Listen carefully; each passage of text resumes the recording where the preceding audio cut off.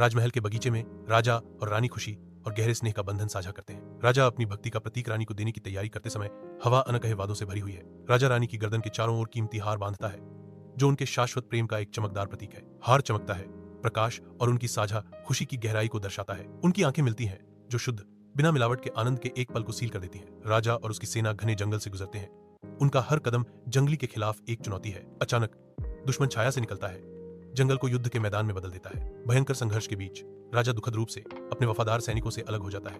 घने झाड़ झंखाड़ में समा जाता है, खोया हुआ और अकेला। राजा की निराशा भरी चीखें शांत पेड़ों में गूंजती हैं। जंगल के दिल में अनुत्तरित उसकी आवाज डर और निराशा से भरी हुई भारी चुप्पी में खो जाती है, जिससे वह पूरी तरह से अलग थलग पड़ जाता है। जंगल की चुप्पी उसकी दलीलों का मजाक उड़ाती है, उसके अकेलेपन को बढ़ाती है, क्योंकि अंधेरा खोए हुए योद्धा को घेरना शुरू कर देता है। महल के द्वार पर रानी का दैनिक अनुष्ठान शुरू होता है।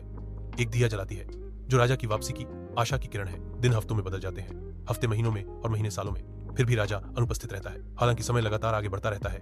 रानी की अटूट भक्ति दिया की हर टिमटिमाहट में अंकित है। जैसे जैसे साल लालसा की टेपेस्ट्री में धुंधले होते जाते हैं, रानी की आशा भरी निगाहों में एक सूक्ष्म थकान छाने लगती है। समय बीतने और उम्मीद कम होने के बावजूद रानी के हाथ अभ्यास की कृपा से चलते हैं, पवित्र परंपरा को जारी रखते हुए। रात की शांति में रानी की आंखें आखिरकार बंद हो जाती हैं। उनकी निगरानी स्थायी प्रेम और अटूट विश्वास का प्रमाण है।